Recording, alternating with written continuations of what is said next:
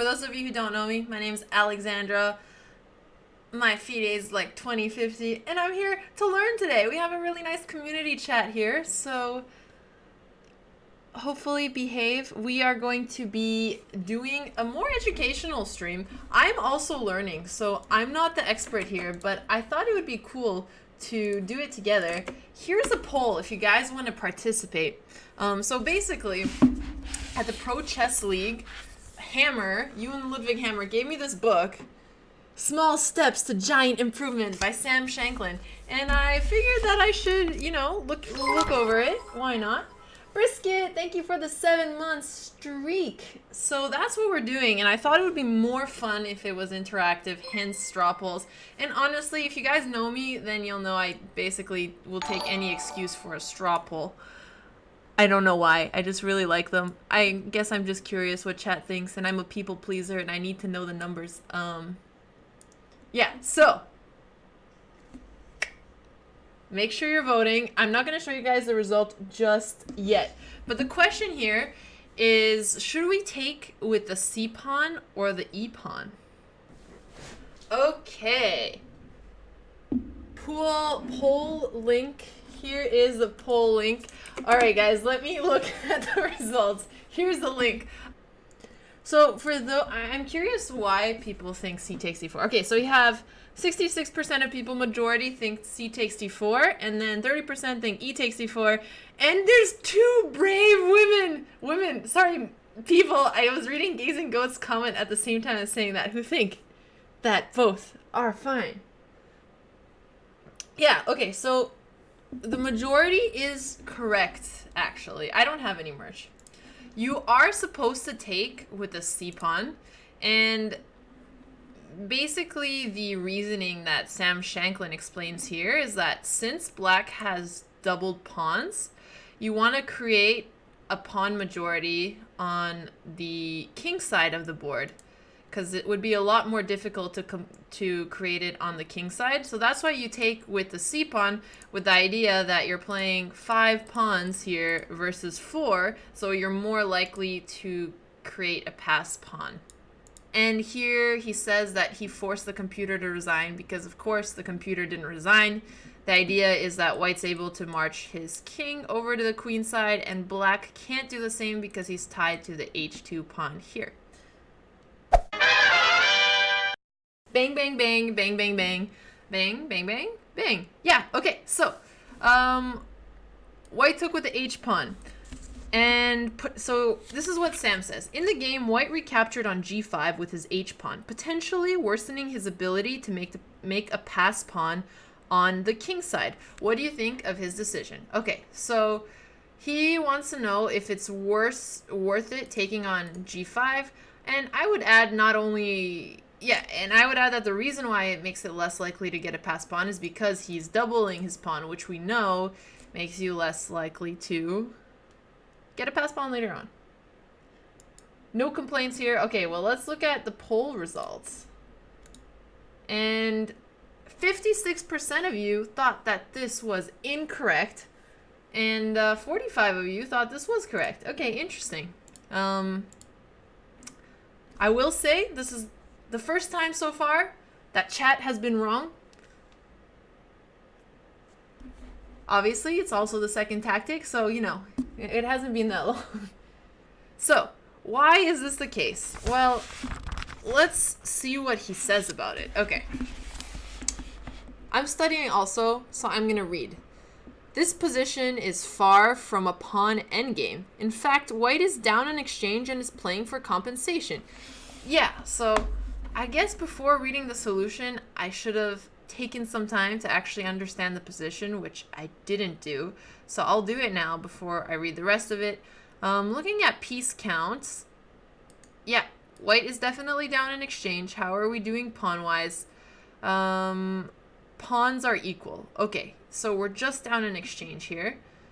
And it doesn't really matter if we get into the endgame, we're probably worse off anyway. So I do like this idea that you have to take with the G pawn, with the H pawn, because you need compensation here. That makes a lot of sense to me. Oh, pawn's not equal. We're up a pawn. Oh, okay. Right. Okay. Yeah, we're up a pawn, so up a pawn and exchange against the rook, so down a pawn in material. What else would I think about? So if I do take with a pawn, why does it create more compensation? Why does it create more compensation?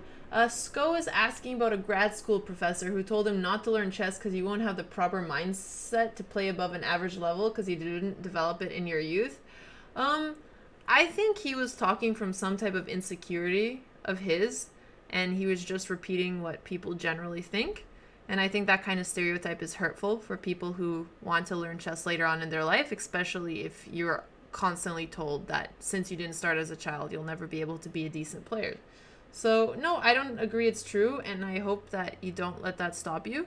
It is more likely that adults don't have as much time, but that's not because they're not capable. It's for a different reason.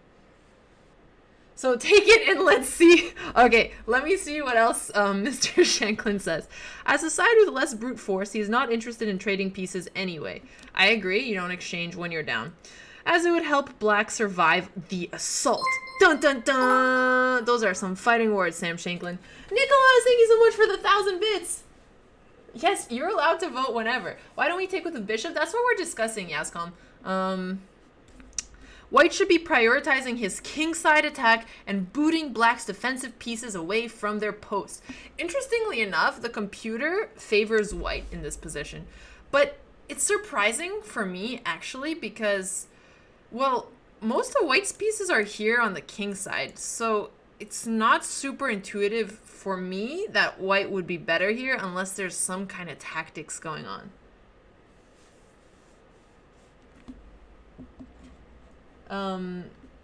But yeah, crazy engine tactic. Well, we're gonna find out what it is. Okay, so, but before we move on and look at the variation, what I like to do when I'm working through tactics is think how I would apply this to regular games. So I already know, and I'm sure a lot of you guys do, when you're down, you don't want to get into end games. But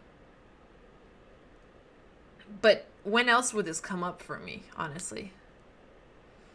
Maybe what I need to learn here is why I incorrectly thought that I wouldn't be able to get compensation and get enough of an attack, and see why that happened. So I think that's what I'm going to look at. Do Sam's voice, please. I don't know how to do his voice very well because I haven't heard it enough. Or I would be, you know, happy to attempt. So h takes g5. So knight, he gave the line knight d7. Stockfish on chess.com likes knight e8, but let's look for now at knight d7 and see what happens here. So he kicked away the knight. It's white's turn to move here. Well, hang on. This just looks like a bad move because you have bishop a4 and it looks like you just get a piece, or maybe he takes here. All right, never mind. There's really crazy tactics here. What human would play knight e8? That's a fair point, John Davis. That's a fair point. I guess it didn't really look like a computer move. Okay, so it seems like there's just a lot of compensation that maybe I would have missed. So knight d7, rook takes a6. This is a very natural move to me to just trade that rook off. Queen takes a6. And there's a good move here that I'm going to pause for a second. First, try to understand it myself, and then give you guys time to think, what is white's move here? What I like about this move is that you have to understand the plan in order to even see it. All right, so I've seen a lot of moves suggested. So I've seen knight e5, I've seen h2, I've seen knight a3, and the idea that Sam explains here is he's playing down the exchange, but he wants to keep his pieces a lot more active. And I will say knight a3 was a very good suggestion, and it's very close. He actually suggests knight a5. And I'm guessing the idea behind this is just helping stop the a file attack here from black. In addition to that, knight a5, he's preparing to push c4. This idea could have been played with either knight a3 or knight a5, so I'm not sure why knight a5 was better than knight a3, actually. Yeah, what's the difference between knight a3 and knight a5? The computer says the difference is like half a pawn worth. So knight a5 also allows bishop a4. Yeah, this is an interesting point, although I don't think the bishop necessarily needs to be on a4, because then you could just bring the knight to b6, and it seems to me like you wasted time there. I like the bishop on b3 a lot because it's pointing towards the king and it's pointing towards the c6 pawn. But, so I think we can maybe generally put this into, it's more active here, if we had to make a decision. And here, black blundered. So I'll tell you guys what the blunder was. But before I say that, Sam says that black is already lost here. If he would have made a simple move like queen b6, he suggests queen e4, and he says a simple case of removing the guard does the job here.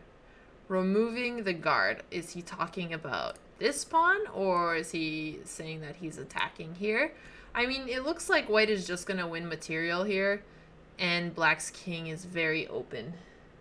Yeah, so this is supposed to be good for white, but he did blunder. So what black played here was c5. Let's try to figure out why this is such an obvious blunder. Okay, I think I get it. Knight a3 wouldn't stop the queen block in this position. That's interesting, Gerber, but where's the queen not being blocked from in this position? Okay, people are suggesting bishop c4. So I'll actually try to find, because white has a very easily winning position. The move is bishop a4. Oh, I moved the position. Okay, sorry, Gerber. Yeah, so the move is bishop a4. And the idea here is that you're attacking the knight. The knight is protecting the c-pawn. So if the knight has to move, then you're going to lose the c-pawn. If he protects it, rook a7, you just take the knight, takes. And here you got 3 passed pawn, even though they're doubled. Maybe they act like 2, but you have definitely enough compensation to be able to win this, not even talking about black's doubled pawns here, the fact that his king is more open, especially the dark squares, and you have a dark squared bishop. So you're just able to win 1 more pawn, which is, I guess, considered a blunder when you're, you know, super GMs. Yeah, this is a very classic position. But again, it's better to review stuff like this because the concepts, I think, are very important, even for myself. So let's play it out and see how he did it. He's just moving his king closer. Okay, king e3, king e6. And he continues right away by f4, so wasting no time on the queen side here. He's not moving any of his pawns so far because his plan here is to create an isolated pawn on the king side. Basics are super important. That's also true, Lionel. Okay, so f4 was played. Then we have c5. White has to move, has more than one winning move here, and it probably has more moves that win than don't, but I will choose a direct one to illustrate the point. Interesting. So the computer is saying g4 works, but Sam is trying to illustrate the point of these double pawns being bad, so he pushes c4.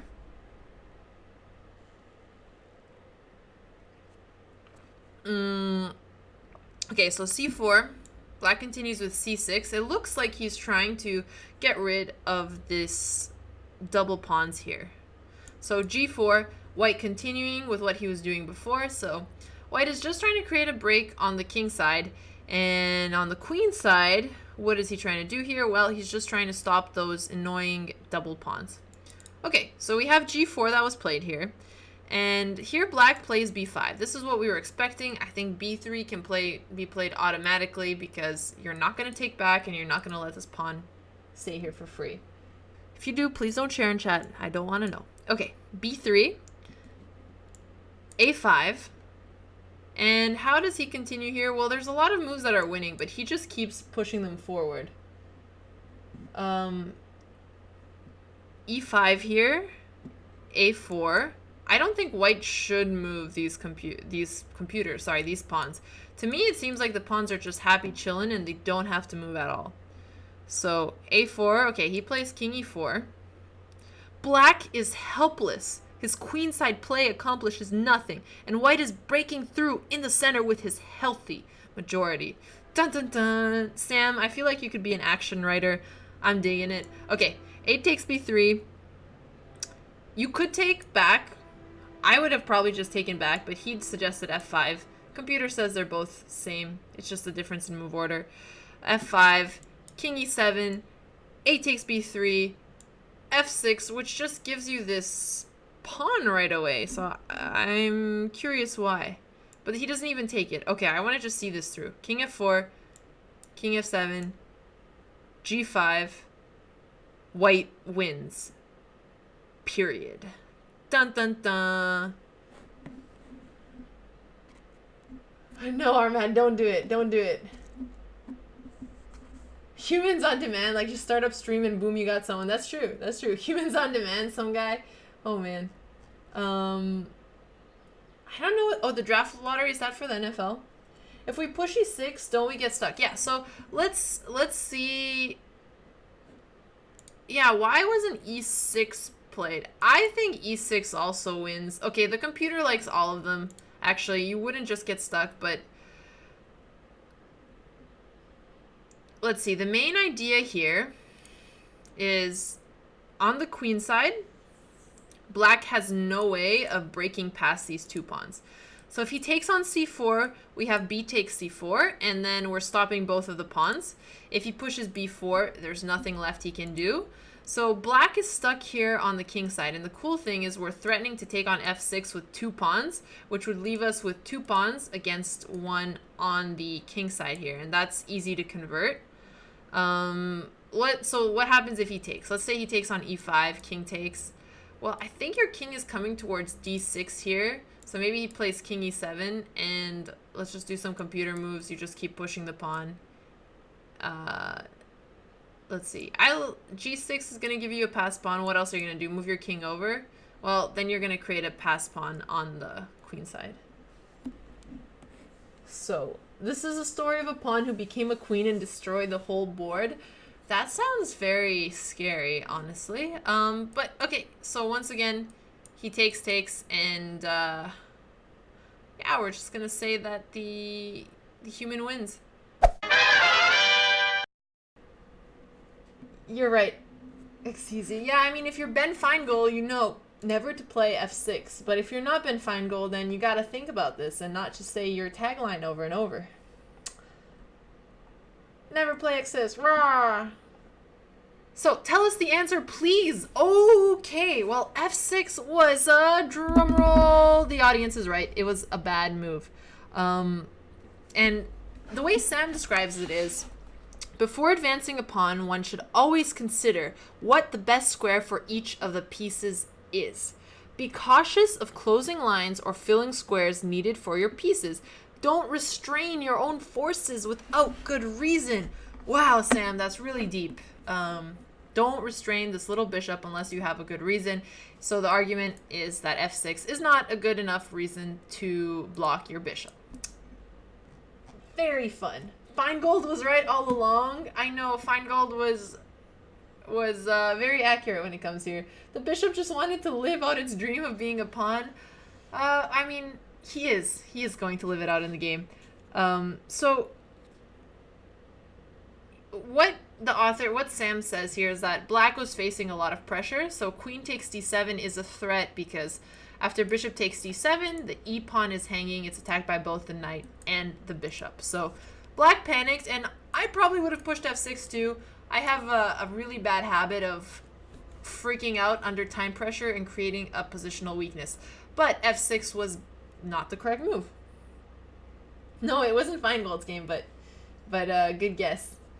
So he says this move cannot be recommended. He should have considered his pieces. A lot of his pieces are already well placed. Well, I understand that, but it's hard to think of what he should have done instead, actually. Chat, can you guys try to find what black should have moved here instead? I think whenever you think of something as a bad move, you gotta find the right one. The correct move that Sam recommended, there are a couple more options, was king f8. And the idea is that you're protecting the e-pawn, so instead of protecting by blocking your own bishop, you're moving the king to f8. I actually think this is a bit of an unnatural looking move. I'm not sure if I would have played it in this position, if it was rapid, maybe if it was a classical game, because it feels so weird to move the king on f8. It seems safer on g8.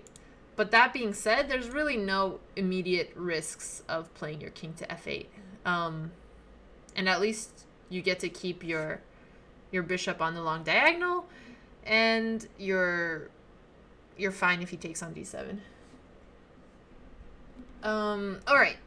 So what happened here? Okay, f6. So let's see why it was bad. Wow, he just has a lot of text here. I don't really want to read all the text. I just want to be shown why it's bad. This is me being a lazy reader. Okay, f6. We're going to move to bishop e3. We're just going to see why this was bad. Bye, Heavy Mental. Thanks for hanging out. Okay, so bishop e3 makes sense. He has to move his bishop back. Knight c6. So not only did he block his own bishop, but he also has to retreat the knight back on c6 to protect the a-pawn. So his position is slowly getting worse here. Yeah, he lost 2 tempos. Sam says the same thing. White continues by playing a5 here. It just seems like white gained so much time in these 2 moves. White played a5, and he just says white is clearly better and went on to win a nice game. Honestly, that's enough for me. We can look at it until the end, but I'm convinced that f6 was not as good of a move, and you gotta consider what it does to your pieces. It's a generalization, but I seem kind of happy with it. Bye, Marciavelli. Thanks, Shugi. I appreciate it. Taking Out Lone Soldiers, Chapter 6 by Sam Shanklin. In chess, it's a crucial skill to be able to walk in our opponent's shoes, just like real life, guys. When chess imitates life, hashtag chess life, and sneak a peek in his mind. Grandmasters repeatedly ask themselves, what is my opponent's next move? What is my opponent's idea, plan? What is the idiot doing? And the classic, what if I'm the idiot? And so on. ... Let's look at the results. I'm really enjoying his book so far. I think the fact that he makes it more interesting, I enjoy. Okay, so, we got bishop g5, 58% of the vote, rook c2, 24%, and bishop f1, 8% of it. What if I'm the idiot as I like none of those moves? Oh, I feel like that too. You didn't vote, but you played bishop f1? Okay, cool. So, funny enough, I made up rook f2, the computer likes bishop f1, and Sam says bishop g5. So the computer likes bishop g5 as a number 2 move, and I'm sure he ran it much deeper than I did. So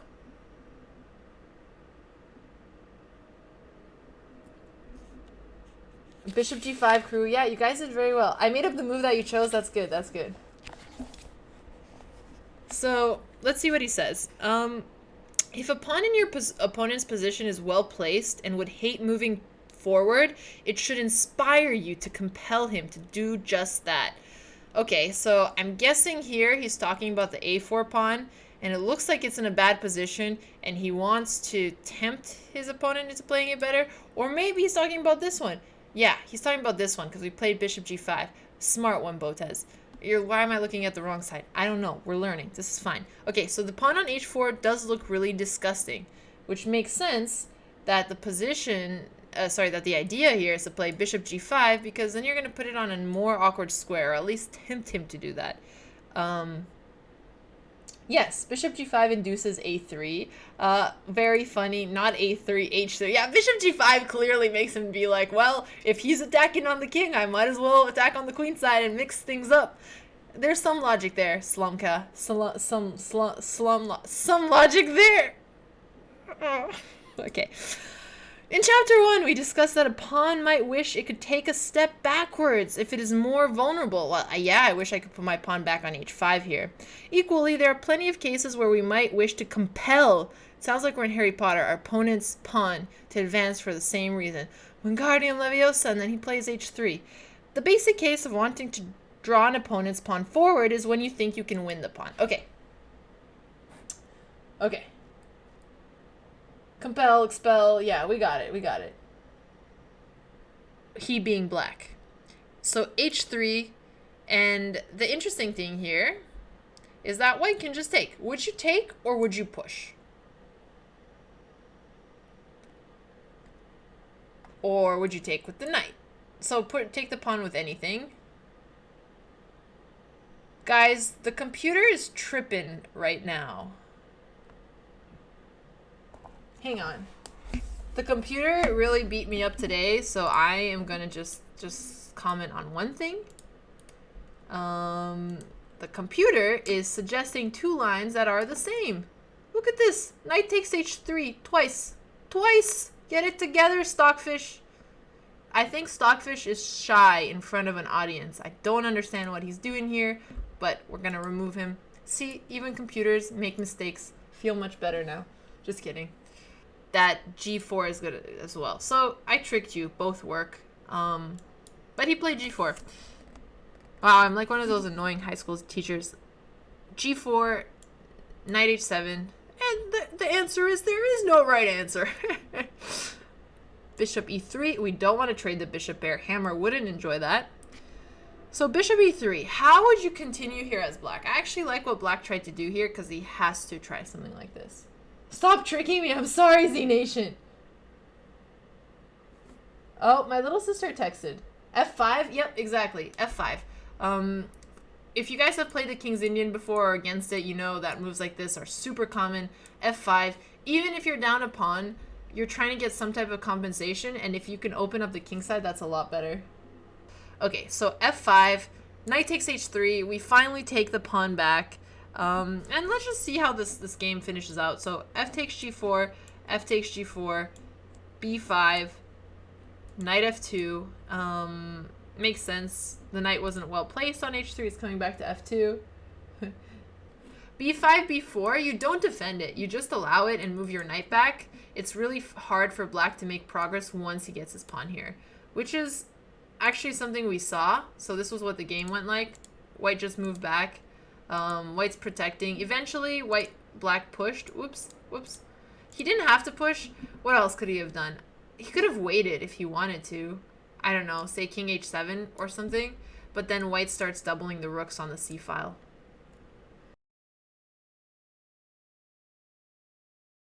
Andrea, you're on chat. I'm ready. You're ready? Why do you sound sad? No, I had a sore throat. You have a sore throat? Okay, so we were studying chess. Do you want to join? Sure.